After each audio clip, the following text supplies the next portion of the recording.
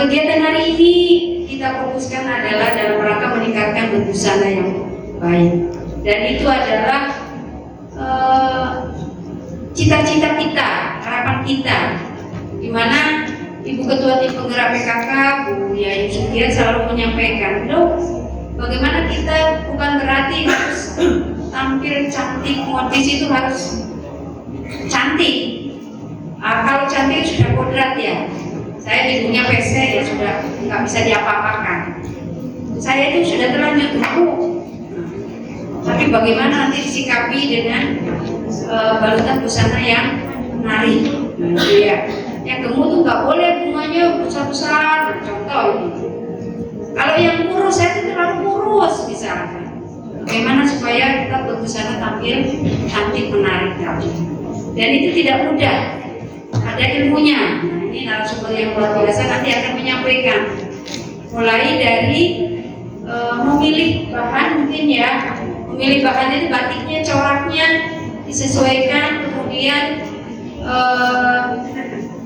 termasuk bagaimana memakainya disesuaikan juga, sehingga menjadikan busana yang menarik. Saya yakin ilmu yang hari ini didapat akan bermanfaat apabila kita ilmunya tidak hanya sampai diri kita, tetapi sampaikan kembali, ya. Jadi nanti sampaikan kembali apa kegiatan di Pleno PKK Desa, di kecamatan. Ibu-ibu yang saya hormati, demikian yang bisa sampaikan. Maka dengan mengucap Bismillahirrahmanirrahim, workshop tata laksana berbusana daerah di Kabupaten Jombang saya nyatakan dibuka dan dimulai. Mudah-mudahan kegiatan ini bermanfaat, dan yang paling penting adalah tidak lanjutnya tadi, menghasilkan produk yang baik mewakili ibu dari kecamatannya masing-masing. Kepada narasumber saya aturkan terima kasih, dan kepada Pokja 3 yang menginisiasi kegiatan ini, semangat untuk selalu berkarya untuk lebih baik lagi. Amin ya rabbal alamin. Demikian saya akhiri. Akhirul kalam. Wassalamualaikum warahmatullahi wabarakatuh. Pertama-tama matur suwun, terima kasih waktunya untuk saya. Perkenalkan, nama saya Rina Sindari, pemilik Batik Sekarjati Cijati Belum. Mungkin ibu sekalian sudah besok dan sudah ada yang pernah datang ke toko. Mungkin apa ya? Saya langsung ke pokok materi karena untuk menyingkat waktu juga. Jadi ini pertama kali saya jadi narasumber untuk workshop tata laksana berbusana.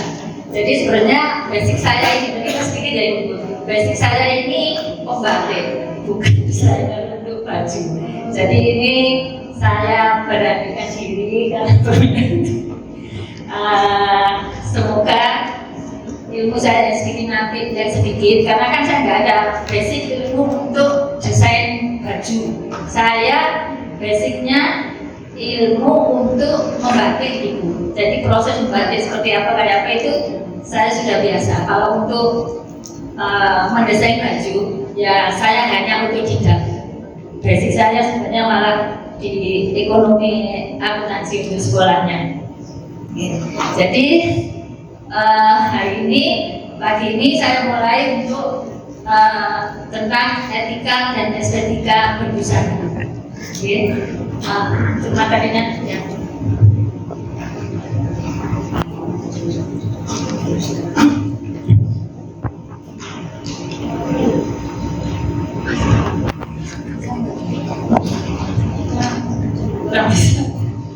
Jadi gini, untuk saya mulai untuk etika berbusana, maksud dari etika berbusana adalah nilai-nilai atau norma-norma dalam berbusana yang berlaku di masyarakat. Maksudnya di sini, jadi dalam berbusana kita harus melihat kesempatan, situasi, dan kondisi yang ada di suatu masyarakat. Jadi kita bisa menempatkan diri kita dengan rasa percaya diri kita di kondisi masyarakat tersebut sesuai dengan nilai-nilai dan norma-norma yang berlaku. Jadi dalam ketika berbusana kita harus memperhatikan situasi dan kondisi daerah masing-masing. Jadi setiap daerah mungkin kan punya apa ya?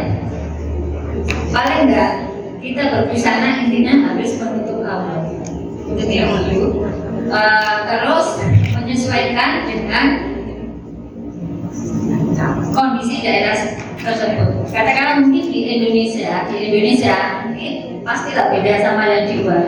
Di sana di luar lebih terbuka. Jadi kita harus menyesuaikan dengan kondisi di Indonesia. Kemudian untuk estetika berbusana itu masuk dari estetika sendiri adalah bagaimana cara kita berbusana. Bagaimana cara kita berbusana yang baik sesuai dengan bentuk tubuh dan kepribadian. Nah, kita mempunyai bentuk tubuh masing-masing dulu. Yang paling utama kita harus percaya diri.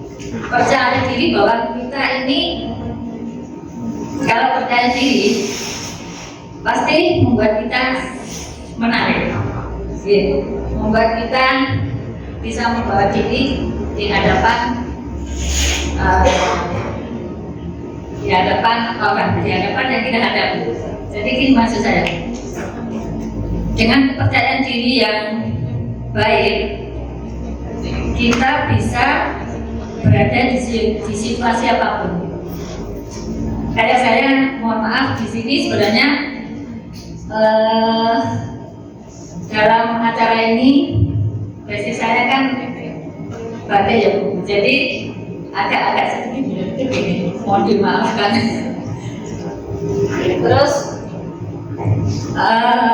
estetika ibu-ibu pastinya juga sudah memahami bahwa estetika berbusana kata-kata untuk yang berhijab, jadi yang berhijab juga harus memperhatikan bahwa hijab sekarang ada yang namanya hijab syar'i, ada yang pakai turban, itu juga bisa dikatakan berhijab. Cuma kan ya pasti beda ya, berhijab pasti harus menutup di bawah sampai di dada, kecuali yang tidak berhijab, paling enggak juga menutup bawah.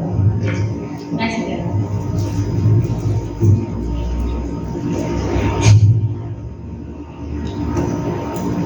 Ini ada beberapa dress code yang biasa dipakai untuk di masyarakat.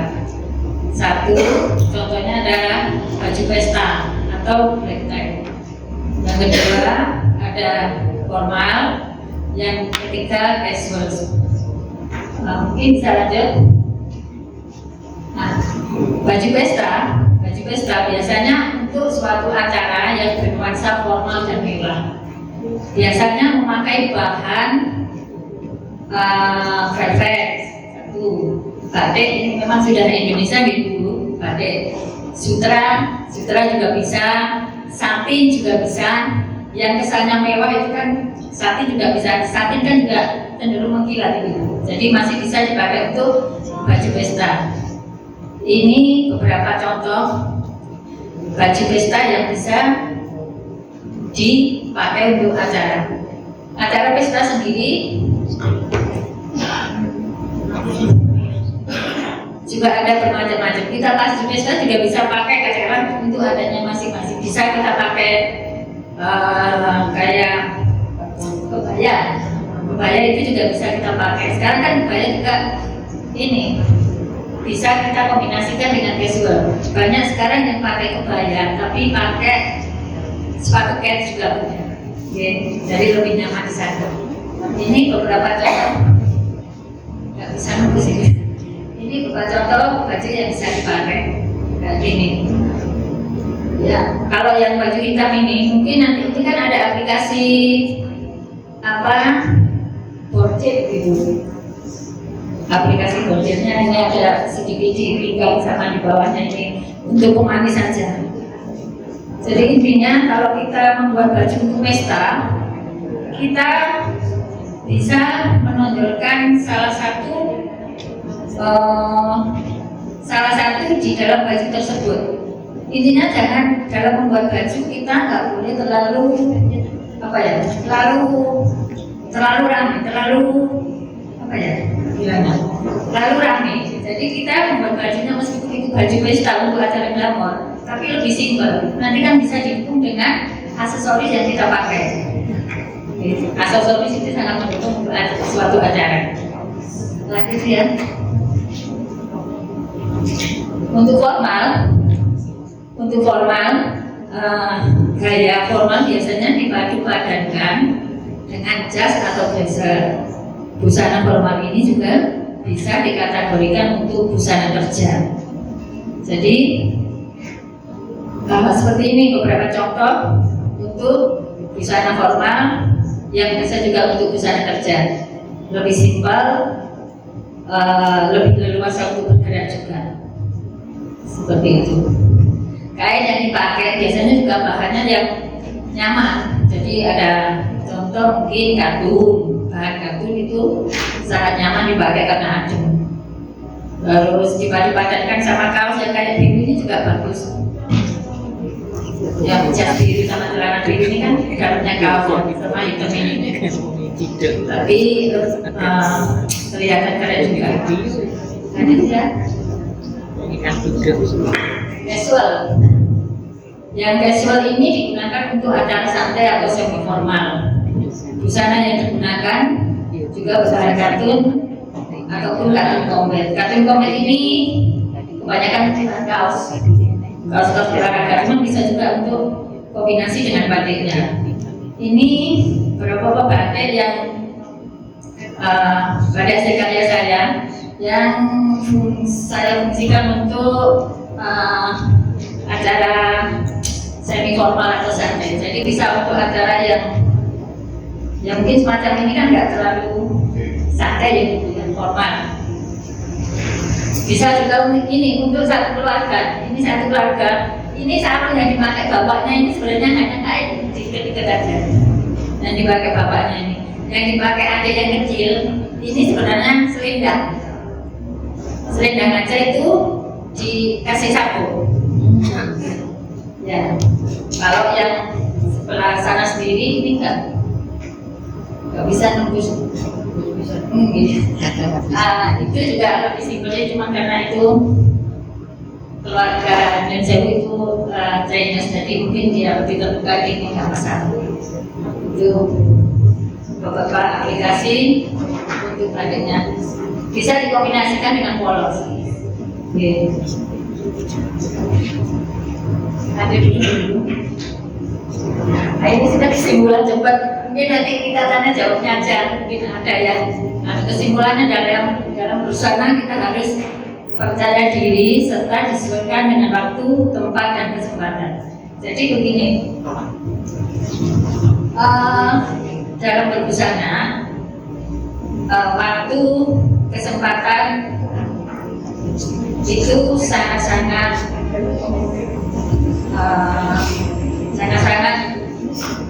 mendukung untuk kita. Jadi gimana ya? Dalam busana kita katakanlah untuk pesta ya, untuk pesta kita harus melihat pesta apa yang kita datangi, siapa yang undang, kayak gitu kan. Mungkin untuk kelas katakanlah mungkin yang Chinese gitu ya, biasanya Chinese itu kan banyak kata buka. Mungkin kita di sana juga bisa menyesuaikan dengan kondisi pakaian kita yang tertentu, tapi masih kelihatan Indonesia.